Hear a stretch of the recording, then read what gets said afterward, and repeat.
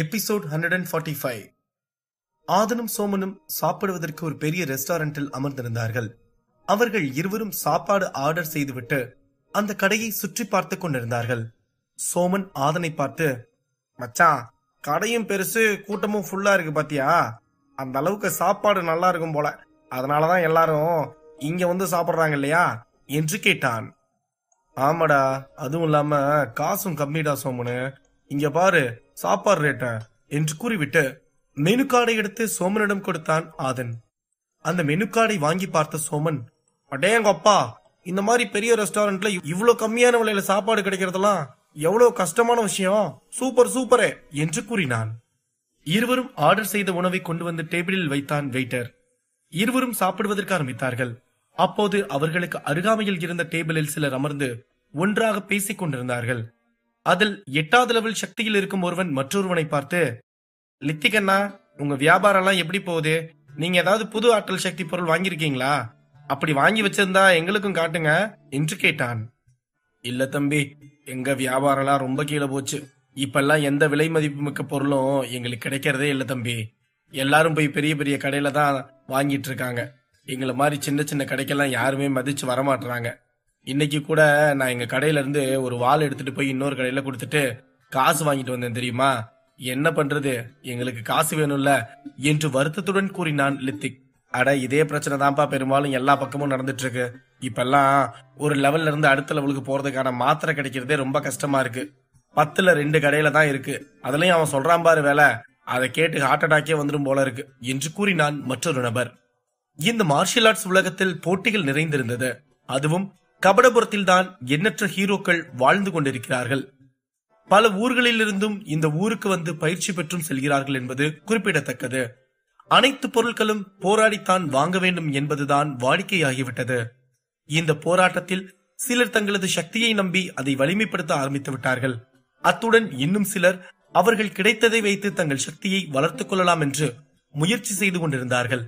அவர்களெல்லாம் பேசுவதை ஆதனும் சோமனும் கேட்டுக்கொண்டே சாப்பிட்டுக் கொண்டிருந்தார்கள். அப்போது சோமன் ஆதனை பார்த்து, பாத்தியாப்பா, இங்க மாத்திரைக்கே ரொம்ப தட்டுப்பாடா இருக்கும் போது நீ தேடி வந்த டிராகன் எலும்பு பவுடர் எங்கப்பா கிடைக்கும் சொல்லு என்று கூறினான். அதை கேட்டதும் ஆதன் ஆம் என்று தலையசைத்து விட்டு வருத்தமாக அமர்ந்திருந்தான். அதை பார்த்த சோமன், ஆதனே, நீ கவலைப்படாதரா, நம்ம கஷ்டப்படுறதுக்கு எல்லாம் நல்லதாவே நடக்கும். கடவுள் நமக்கான வழியை காட்டுறதுக்கு முன்னாடி கொஞ்சம் வழியை கொடுத்திருக்காருன்னு நினைச்சுக்கோ மச்சான் என்று கூறினான். அதை கேட்டதும் ஆதன் சிறு புன்னகை செய்துவிட்டு சரி என்றவாறு தலையசைத்து விட்டு அங்கு பேசிக் கொண்டிருக்கும் நபர்களை பார்த்து கொண்டிருந்தான். கடவுளே, என் நண்பன் ரொம்ப சங்கடமா இருக்கான், அவனுக்கு ஏதாவது ஒரு நல்ல வழியை காட்டுப்பா என்று சோமன் மனதில் நினைத்து விட்டு அவனும் திரும்பி அங்கு பேசிக் கொண்டிருந்த நபர்களை பார்த்து அமர்ந்தான். அப்போது அங்கு பேசிக் கொண்டிருந்த நபர்களில் ஒருவன், அட, இந்த சூழ்நிலையிலும் நம்ம லோகேஷ் ஃபேமிலி டெய்லியும் சண்டை போட்டி நடத்திட்டு இருக்காங்கப்பா. அது மட்டும் இல்லாம அதுல ஜெயிக்கிறவங்களுக்கு விலை மதிப்பற்ற பல பொருட்களை பரிசாவும் கொடுத்துட்டு இருக்காங்கப்பா. இவங்களுக்கு மட்டும் எப்படித்தான் இப்படி எல்லாம் பொருட்கள் கிடைக்குதுன்னே தெரியலப்பா என்று கூறினான். அதை கேட்டதும் அந்த டேபிளுக்கு பின்னால் இருந்த டேபிளில் சாப்பிட்டுக் கொண்டிருந்த நபர் வேகமாக திரும்பி அந்த விஷயத்தை சொன்ன நபரை பார்த்து, ஆமா ஆமா, நீங்க சொல்றது உண்மைதான். அவங்க ஜெயிக்கிறது கொடுக்கிற பரிசு பொருட்களை கேட்டு அந்த சண்டை போட்டிக்கு வாரியர் லெவல் ஆளுங்க கூட சண்டைக்கு போறாங்க. அதுவும் அவங்க கொஞ்ச நெஞ்ச பொருள் எல்லாம் கொடுக்கல, அவங்க 2-3 அள்ளி அள்ளி கொடுக்கறாங்க. அதுவும் விலை மதிப்பற்ற பொருட்களை கொடுக்கறது தான் இதுல சிறப்பான விஷயமே. எந்த அளவுக்கு பொருள் எல்லாம் கொடுக்கறாங்களோ அந்த அளவுக்கு அங்க போட்டிகளும் ரொம்ப கடுமையா இருக்குதுன்னு சொல்றாங்க. அந்த போட்டிக்கு எல்லா ஊர்ல இருந்தும் மாவீரர்கள் வந்து அந்த சண்டையில பங்கெடுத்துக்கிறாங்களாம். அதே மாதிரி அந்த சண்டையில தோக்குறது மட்டும் இல்லாம சிலர் அங்கேயே செத்தும் போயிடுறாங்கன்னு சொல்றாங்க என்று கூறினான். அதை கேட்டு அங்கிருந்த அனைவருக்கும் பேரதிர்ச்சியாக இருந்தது. அப்போது அதை கேட்ட ஆதனும் சோமனும் பெரும் மகிழ்ச்சி அடைந்தார்கள். பாத்தியா ஆதனே, நான் தான் சொன்னேன்ல, கடவுளே ஒரு கதவை மூடனா மறு கதவை திறப்பாடுறா, நீ கவலைப்படாத, நம்ம அந்த போட்டிக்கு போறோம், ஜெயிக்கிறோம், சரியா என்று கூறினான் சோமன். ஆமா சோமனு, அததான் நானும் யோசிச்சுட்டு இருந்தேன். சரி, நம்ம சாப்பிட்டு போய் அது என்ன போட்டின்னு முதல்ல பார்க்கலாம், அதுக்கப்புறம் மத்தத பேசிக்கலாம், சரியா என்று சந்தோஷமாக கூறினான் ஆதன். ஆதனின் திட்டம் என்னவென்றால், அவன் அந்த போட்டியில் கலந்து கொண்டு மெல்ல மெல்ல ஒவ்வொரு போட்டியாக ஜெயித்து அதில் கிடைக்கும் பாயிண்ட்ஸ்களை சேகரித்து வைத்து இறுதியாக மொத்த பாயிண்ட்களையும் வைத்து அந்த டிராகன் எலும்பு பவுடரை வாங்கிவிடலாம் என்று எண்ணிக்கொண்டிருந்தான். ஒரு பக்கம் ஆதனும் சோமனும் பேசிக் கொண்டிருந்தார்கள். மறுபக்கம் லித்திக்குடன் சிலர் பேசிக் கொண்டிருந்தார்கள். ஆங்காங்கே பலரும் பேசி சிரித்துக் கொண்டு சாப்பிட்டுக் கொண்டும் இருந்தார்கள். அப்போது அந்த கடைக்குள் ஒரு வயதான பெரியவரும் அவரது பேத்தியும் வந்தார்கள். அவர் பார்ப்பதற்கு மிகவும் நலிந்து போயிருந்தார். அவர் கண்கள் எல்லாம் சிவந்து இருந்தது, உடையெல்லாம் கிழிந்திருந்தது. அதேபோல்தான் அவருடன் வந்த பெண்ணும் இருந்தாள். அவர்கள் இருவரும் பல நாள் சாப்பிடாததை போல் தெரிந்தது. அப்போது அந்த வயதான பெரியவர் அங்கிருந்த ஒருவரை பார்த்து, தம்பி, நானும் என் பேத்தியும் பல நாள் சாப்பிடவே இல்லப்பா. நீங்க உங்களால முடிஞ்ச காசை கொடுங்கப்பா. இல்லனா என் பேத்திக்கு மட்டும் ஏதாவது சாப்பிட வாங்கி கொடுங்கப்பா. உங்களுக்கு புண்ணியமா போகும்பா என்று கண் கலங்கி கூறினார். யோ, நீ மறுபடியும் வந்துட்டியா? உன் கூட ஒரே டார்ச்சரா போச்சியா? எப்ப சாப்பிட வந்தாலும் வந்து இப்படி இப்படி கேட்டு என் மூளை கெடுத்துட்டு போயிடுறேன். நானே இன்னைக்கு என் ஃபேமிலியோட வந்து சந்தோஷமா சாப்பிட்டுட்டு இருக்கேன். நீ வந்து என்னை கோபப்படுத்தாம போயா என்று கோபமாக விரட்டினான் அந்த நபர். அதை கேட்டதும் அந்த பெரியவர் அந்த நபரிடம் கைகூப்பி மன்னிப்பு கேட்டுவிட்டு அந்த நபருடன் அமர்ந்திருக்கும் அவனது 6 வயது சிறுமியை பார்த்தார். அந்த சிறுமியும் பெரியவரின் அந்த அவல நிலையை பார்த்து கண் கலங்கினாள். அப்போது அந்த சிறுமி சாப்பிட்டுக் கொண்டிருந்த ஸ்பூன் கீழே விழுந்தது. அந்த பெரியவர் தள்ளாடி கொண்டே வந்து அந்த ஸ்பூனை எடுத்து அந்த சிறுமிக்கு அருகில் வைத்தார். அதை பார்த்த அந்த நபர் ஸ்பூனை தூக்கி எறிந்து விட்டு மற்றொரு ஸ்பூனை எடுத்து அந்த சிறுமிக்கு கொடுத்து விட்டு, யோ, உன்னை இங்க இருந்து போயான்னு சொல்றேன்ல, சும்மா இங்க நின்றுட்டு இருந்தேனா நான் என்ன பண்ணுவேனே எனக்கே தெரியாது என்று கோபமாக கூறினான் அந்த நபர். அதை கேட்ட அந்த பெண் தனது தாத்தாவை அழைத்துக் கொண்டு அங்கிருந்து சென்று மற்றவர்களிடம் இருவரும் சாப்பாடு கேட்டுக் கொண்டிருந்தார்கள்.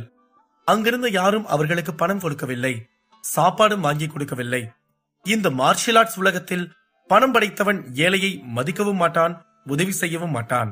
அதேபோல நடுத்தர வர்க்கத்தில் இருப்பவர்கள் பணத்தை அதிகம் சம்பாதிக்கத்தான் பார்ப்பார்களே தவிர மற்றவர்களுக்கு கொடுத்து உதவ வேண்டும் என்ற எண்ணம் சிறிதளவும் அவர்களுக்கு எண்ணத்தில் வராது. அந்த பெரியவரையும் அந்த பெண்ணையும் பார்க்கும்போது ஆதனுக்கு கண்கள் கலங்கியது. ஏனென்றால் அவர்களைப் போல்தான் ஆதனும் ஒரு வீட்டில் தங்கியிருந்தான். அந்த ஊரில் அவன் பார்க்காத கேலி கிண்டல்களே இல்லை. அந்த ஊர் மக்கள் வாயை திறந்தாலே ஆதனை பற்றித்தான் பேசுவார்கள். அப்படி ஒரு கொடுமைக்கு நடுவில் இருந்துதான் ஆதன் இப்படி ஒரு வாழ்க்கைக்கு முன்னேறி வந்திருக்கிறான். அதனால் அந்த பெரியவரும் அந்த இளம் வயது பெண்ணும் படும் வழியை ஆதன் நன்கு உணர்ந்தான். அந்த பெரியவரும் அந்த பெண்ணும் ஆதனின் டேபிளை நோக்கி வந்தார்கள். அவர்கள் ஆதனிடம் உதவி கேட்க வரும்போது அங்கு சில பெரிய பணக்கார மனிதர்கள் வேகமாக வந்து நின்றார்கள். அப்போது அவர்களுடன் வந்த சிஷ்யர்கள் அந்த பெரியவரை தள்ளிவிட்டார்கள். அதை பார்த்த ஆதனும் சோமனும் வேகமாக தங்களது இடத்தில் இருந்து எழுந்தார்கள். ஆனால் அந்த பக்கம் இருந்த ஒரு நபர் அந்த பெரியவர் கீழே விழுவதற்கு முன்பு பிடித்து விட்டான். அப்போது அந்த நபர் அந்த பெரியவரையும் அந்த பெண்ணையும் பார்த்து, இப்ப இங்க வந்தவங்க ரொம்ப கேவலமான ஆளுங்க, நீங்க 2 பேரும் இங்க இருந்து போயிருங்க, அதுதான் உங்களுக்கு நல்லது என்று அவரை தூக்கி விடும்போதே மெல்ல கூறினான். அந்த தள்ளிவிட்ட நபரை பார்த்து ஆதனும் சோமனும் முறைத்துக் கொண்டிருந்தார்கள். ஆனால் அவர்கள் இருவரையும் அந்த நபர்கள் யாரும் கண்டுகொள்ளவே இல்லை. அந்த நபர்கள் கடைக்குள் வந்ததும் அந்த ரெஸ்டாரண்டின் மேனேஜரே வந்து அவர்களிடம் ஆர்டர் எடுத்தார். அதை பார்த்த ஆதனுக்கும் சோமனுக்கும் கோபம் தலைக்கு ஏறியது. இருப்பினும் அவர்கள் தங்களது கோபத்தை கட்டுப்படுத்திக் கொண்டு அமர்ந்திருந்தார்கள். அப்போது இந்த ரெஸ்டாரண்டின் மேனேஜர் அந்த பெரியவரையும் அவரது பேத்தியையும் பார்த்து விட்டார்.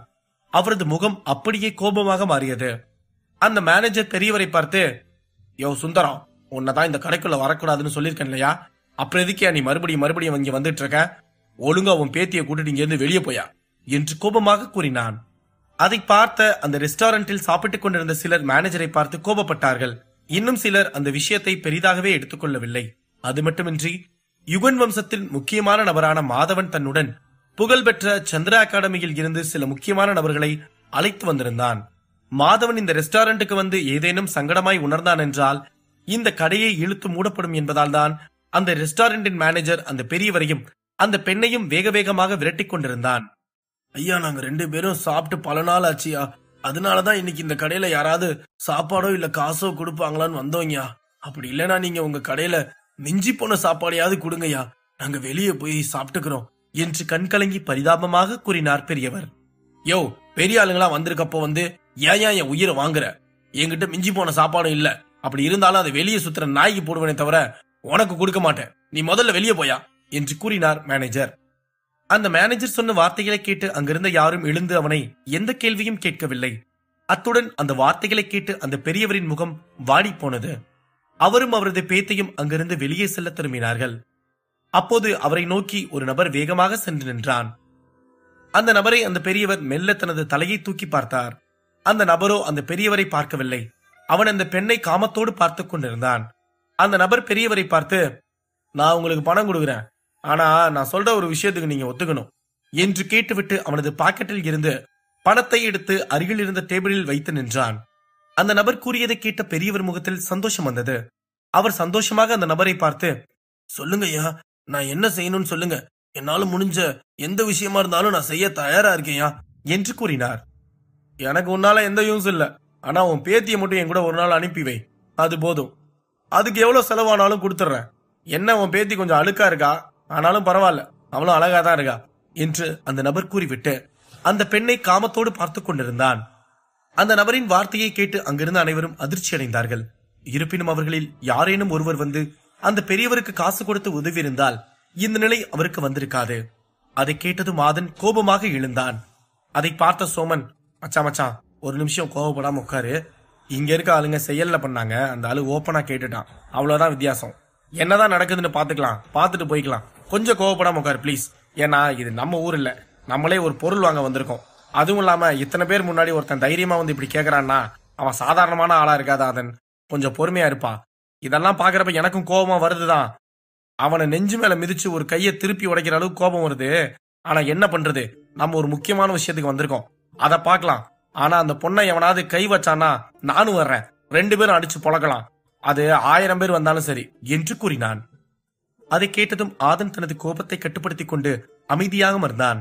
அங்கிருந்த அனைவரும் அந்த நபரை தடுக்க வேண்டும் என்றுதான் எண்ணிக்கொண்டிருந்தார்கள். ஆனால் யாரும் செயலில் அதை செய்யவில்லை. ஏனென்றால் அந்த நபர் மிகவும் ஆற்றல் பலம் பெற்றவனும் அதிகார பலம் பெற்றவனும் ஆகும். அந்த நபரை பகிர்ந்து கொண்டால் அவர்களுக்கு மரணம்தான் பரிசாக கிடைக்கும் என்று புரிந்து கொண்டுதான் அவர்கள் ஏதும் பேசாமல் அமைதியாக இருந்தார்கள். அந்த நபர் கூறியதை கேட்டதும் பேரதிர்ச்சி அடைந்தார் பெரியவர். அவர் பசியில் இருந்தாலும் தன்மானத்தை விட்டுவிட்டு அந்த சாப்பாடை சாப்பிட வேண்டும் என்று ஒரு நாளும் நினைத்ததில்லை. இப்போதும் அவர் அனைவரிடமும் தன் பேத்திக்கு பசிக்கு உணவு அல்லது காசு கொடுங்கள் என்றுதான் கேட்டாரே தவிர தனக்கும் சேர்த்து காசு கொடுங்கள் என்று கேட்கவே இல்லை. பெரியவர் அந்த நபரை பார்த்து, இல்லையா, என்னால இந்த விஷயத்த பண்ண முடியாதியா, நான் இங்கிருந்து வெளியே போறேன், வழி விடுங்க என்று கூறினார். எனக்கு உன் பெர்மிஷன்லாம் வேணாம், எனக்கு உன் பேத்திய பிடிச்சிருக்குன்னு சொல்றேன், நீ வேணும்னா வெளியே போயா என்று கூறிவிட்டு அந்த பெண்ணை தொட சென்றான் அந்த நபர். அப்போது அதை பார்த்த பெரியவர் அந்த நபரின் கையை தட்டிவிட்டு விட்டு அந்த இடத்திலிருந்து வெளியே செல்ல தயாரானார். அதை பார்த்த அந்த நபருக்கு கோபம் வந்து விட்டது. அந்த நபர் அந்த பெரியவரை கீழே தள்ளிவிட்டு அந்த பெண்ணை பிடித்து தன்வசம் இழுத்துக் கொண்டான். அதை பார்த்த ஆதனுக்கும் கோபம் எல்லை மீறியது. அவனும் சோமனும் அவர்கள் அமர்ந்திருந்த இடத்தில் இருந்து வேகமாக எழுந்தார்கள். ஆதன் என்ன செய்ய போகிறான்? ஆதன் நடிக்கப் போகும் அந்த நபர் யார்? அடுத்தடுத்து கதைக்களத்தில் காத்திருக்கும் அதிரடியான சம்பவங்கள் என்ன? இதை பற்றி மேலும் தெரிந்து கொள்ள பாக்கெட் எஃப்எம் உடன் இணைந்திருங்கள். எபிசோட் 146. அந்த நபர் பெரியவரை கீழே தள்ளிவிட்டு அந்த பெண்ணை பிடித்து தன்வசம் இழுத்துக் கொண்டான். அதை பார்த்த ஆதனுக்கும் சோபனுக்கும் கோபம் அதிகமாகி அவர்களது இடத்திலிருந்து எழுந்தார்கள். அந்த பெண் தனது தாத்தாவை பார்த்து கண்ணீர் விட்டு அழுவதோடு அவளது கண்ணில் ஒரு மரண பயம் தெரிந்தது. அப்படியிருந்தும் அவள் அந்த நபரின் பிடியில் இருந்து வெளியே வர வேண்டும் என்று முயற்சி செய்து கொண்டுதான் இருந்தாள். இருப்பினும் அந்த நபரின் பலத்திற்கு முன்பு அவளின் போராட்டம் தோல்வியடைந்தது. அந்த நபர் பெண்ணை பார்த்து, இன்னைக்கு நீ என் கூட தான் இருக்க போற, உன் தாத்தாவுக்கு டாட்டா சொல்லிட்டு வா போலாம் என்று கூறினான். அதை கேட்டு சுந்தரம் கதறி அழுது கொண்டே அந்த நபரை பார்த்து, ஐயா ஐயா, என் பேத்திய விட்டுருக்கையா, அவளை எதுவும் பண்ணிடாதீங்கயா, அவளை பொத்தி பொத்தி வளர்த்திருக்கேயா, நான் உங்க காலில் விழுந்து கெஞ்சி கேக்குறேயா, நீங்க அவளை விட்டுருங்கயா விட்டுருங்கயா என்று கூறினார். அப்போது அந்த கடையின் மேனேஜர் சுந்தரத்தை பார்த்து, யோ சுந்தரம், ரொம்ப நடிக்காதையா, எதுக்கு இப்ப கத்தி கூப்பாடு போட்டுட்டு இருக்க?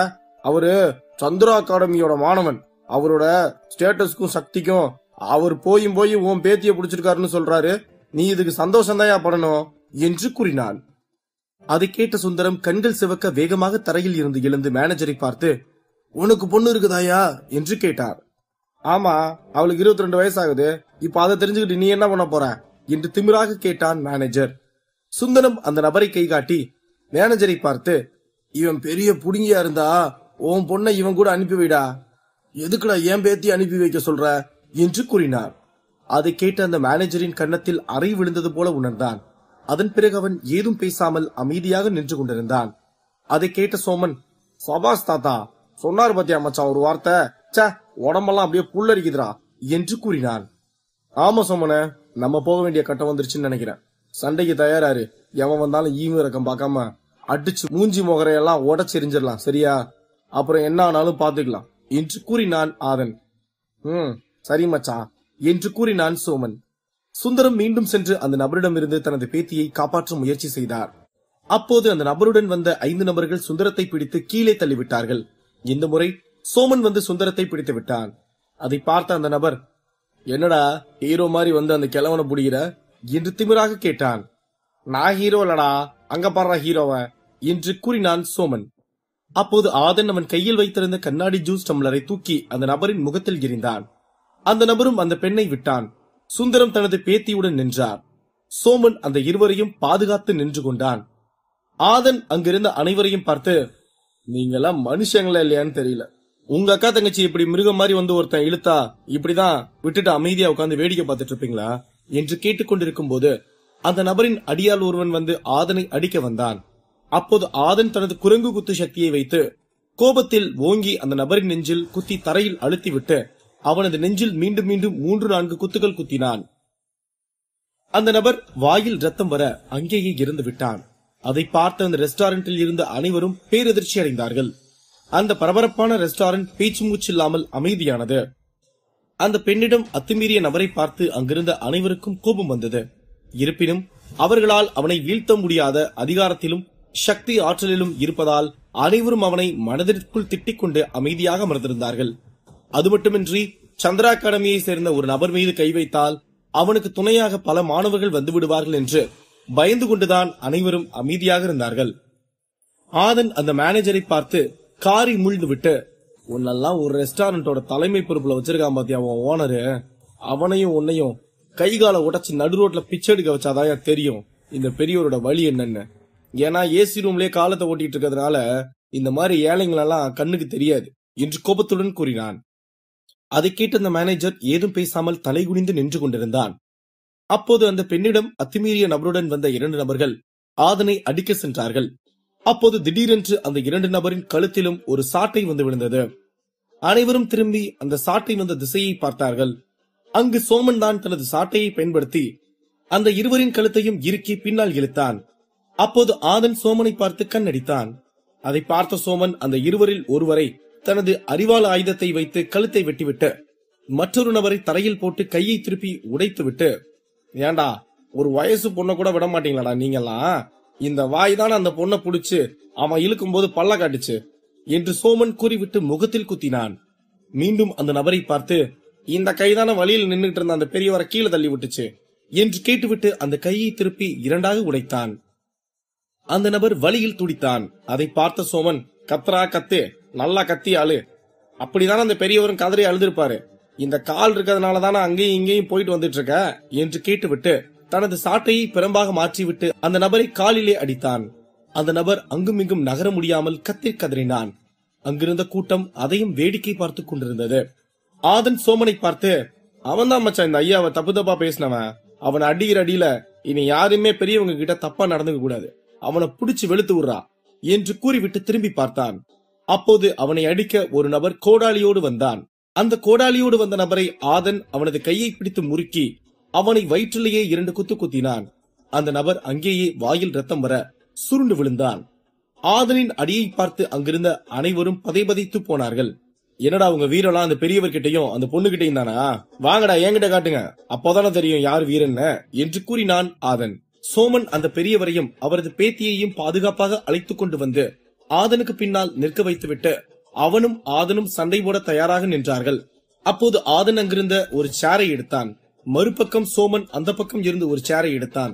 இருவரும் எடுத்து பின்னால் இருந்த அந்த பெரியவருக்கும் அவரது பேத்திக்கும் கொடுத்து விட்டு, நீங்க 2 பேரும் இங்க உட்காருங்க, உங்க மேல எவன் கை வைக்கிறான்னு பாக்குறோம் என்று கூறினான் ஆதன்.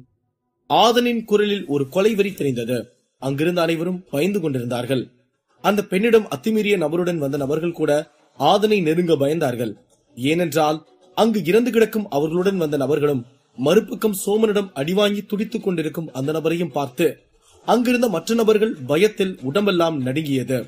அப்போது கூட்டத்தில் இருந்த ஒருவன், இவன் சந்திரா அகாடமியில இருந்து பாதுகாப்புக்கு வந்த ஆளுங்களை வேணா அடிச்சிருக்கலாம், ஆனா அந்த பொண்ணோட வம்பிழ்த்தவன் சந்திரா அகாடமியில ஒரு முக்கியமான மாணவன், அவனால இவனுங்களால தொடக்கூட முடியாது என்று ஏளனமாக கூறினான்.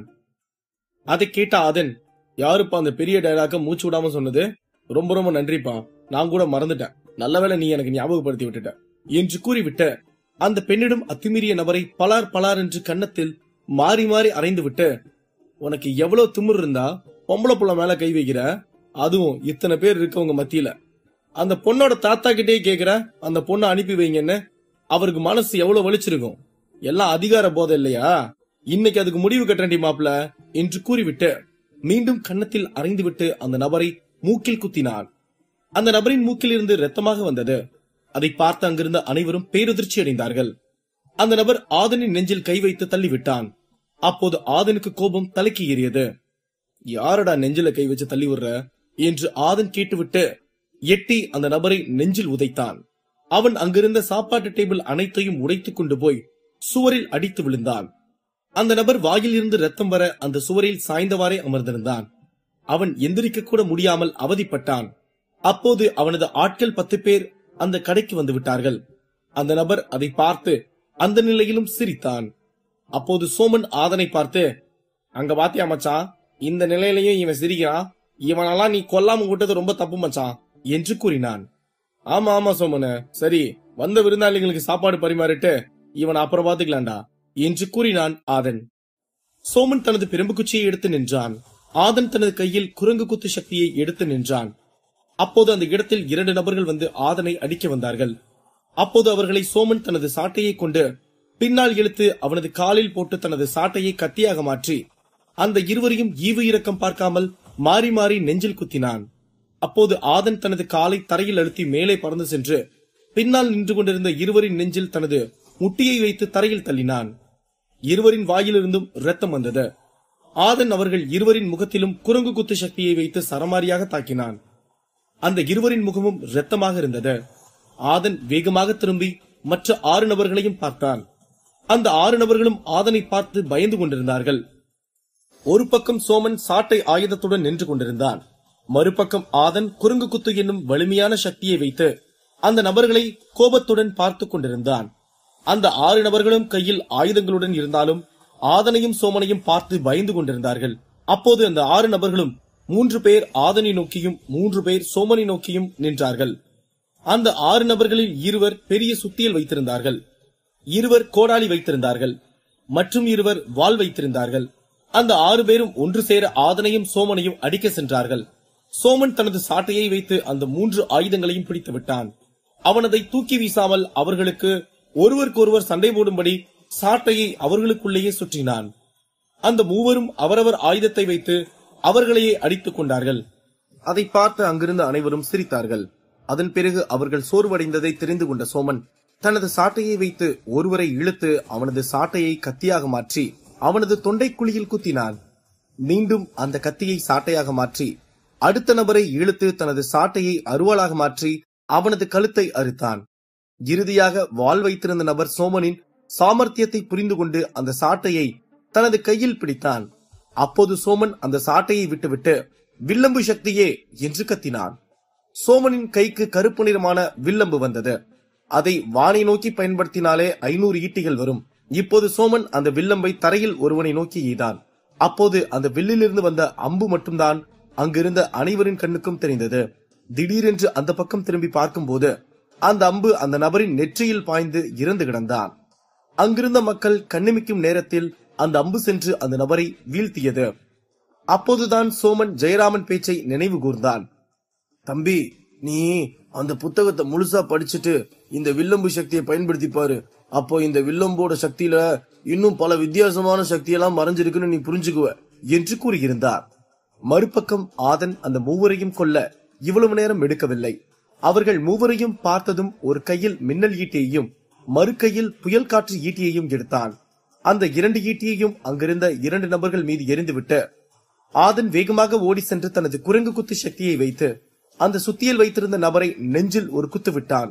2 பக்கம் ஈட்டி பாய்ந்த அந்த 2 நபர்கள் உயிரிழக்க நடுவில் இருந்த நபர் வாயில் ரத்தம் வர சுருண்டு விழுந்து அங்கேயே இறந்து போனான். அதை பார்த்து அங்கிருந்த அனைவரும் பேரதிர்ச்சி அடைந்தார்கள். அங்கு சுமார் 10க்கும் மேற்பட்ட நபர்கள் இறந்து கிடந்தார்கள். அதுவும் 2 நபர்கள் கொன்று வீழ்த்தி இருந்தார்கள். அது மட்டுமின்றி இதில் பெரிய ஆச்சரியம் என்னவென்றால் அந்த இருவரும் வாரியர் லெவல் சக்தியில் இருப்பவர்களாகும். அதுவும் ஒருவன் 7வது லெவல் மற்றும் மற்றொருவன் 8வது லெவல் ஆகும். ஆதன் அந்த பெண்ணிடம் அத்துமீறிய நபருக்கு நேராக நடந்து சென்றான். அதை பார்த்த அந்த நபர் மரண பயத்தில் ஆதனையே பயத்துடன் பார்த்து கொண்டிருந்தான். ஆதன் அவனுக்கு அருகில் சென்றதும் அந்த நபரின் சட்டையை பிடித்து தூக்கினான். அந்த நபர் ஆதனை அடிக்க வந்தான். அப்போது ஆதன் குரங்கு குத்து சக்தியை வைத்து முகத்திலும் வயிற்றிலும் ஒரு குத்து விட்டுவிட்டு, உனக்கு எவ்வளவு தைரியம் இருந்தா இவ்வளவு அடி வாங்கினதுக்கு அப்புறமும் என்ன அடிக்க வருவ? சரி, தப்பு பண்ணிட்டா அந்த பொண்ணுகிட்டையும் பெரியவர்கிட்டையும் மன்னிப்பு கேட்க வச்சுட்டு விட்டுறலான்னு வந்தா நீ என்னையே அடிக்க வர்றியா என்று ஆதன் கேட்டுக்கொண்டே அந்த நபரின் கழுத்தை பிடித்து மேலே தூக்கினான். அதை பார்த்து அங்கிருந்த கூட்டத்தினர், இந்த பையன் சாதாரணமான ஆள் இல்ல, இவனை நம்ம தான் தப்பா புரிஞ்சுக்கிட்டோம் என்று பேசிக் கொண்டிருந்தார்கள். என்னடா டே, என்னோட ஒரு அடியவே உன்னால தாங்க முடியல, இதுல நீ அந்த பொண்ணு கிட்ட வீரத்தை காட்டுறியா? இப்ப உன்னை கீழே இறங்கி விடுறேன், வந்து என் கூட சண்டை போடுறியா என்று ஆதன் அந்த நபரை பார்த்து கேள்வி கேட்டுவிட்டு அந்த நபரை அப்படியே தரையில் போட்டு அவனது ஒரு கையை திருப்பி உடைத்தான். அப்போது மீண்டும் அந்த கடைக்குள் 5 நபர்கள் வந்து நின்றார்கள்.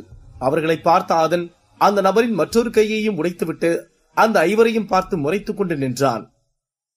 அந்த பக்கம் இருந்த சோமன், ஆதன், நீ பழைய விருந்தாளிய பார்ப்பா, நான் இந்த புது விருந்தாளிகளை பாத்துக்கிறேன் என்று கூறிவிட்டு தனது ஆயுதத்தில் இருந்த ரத்தத்தை அவனது காலுக்கு கீழ் இறந்து கிடந்த நபரின் மீது தேய்த்து விட்டு அந்த 5வரையும் பார்த்து, நீங்க என்னையும் என் நண்பனையும் அடிக்காம இருக்க வரையும் உங்களுக்கு நல்லது, இல்ல சண்டை போடுவோன்னு வந்தா இங்க சுத்தி பாருங்க, அப்புறம் உங்க தலைவன் அந்த தவளை மூக்கனையும் பாருங்க, எல்லாத்தையும் பார்த்துட்டு அப்புறம் சண்டை போடுவாங்க என்று கெத்தாக கூறினான் சோமன்.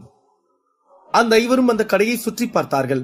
அங்கு அவர்களது ஆட்கள் அடிவாங்கி இறந்திருப்பதை பார்த்துவிட்டு பயத்தில் எச்சிலை விழுங்கிவிட்டு நின்றார்கள். அப்போது அந்த பக்கம் இருந்து ஒரு நபர் ஆதனை பார்த்து, போதும் அவனை விட்டு என்று கூறினான். யார் அந்த நபர்? ஆதன் அடுத்து என்ன செய்ய போகிறான்? அடுத்தடுத்து கதைக்களத்தில் காத்திருக்கும் விறுவிறுப்பான நிகழ்வுகள் என்ன? இதை பற்றி மேலும் தெரிந்து கொள்ள பாக்கெட் FM உடன் இணைந்திருங்கள்.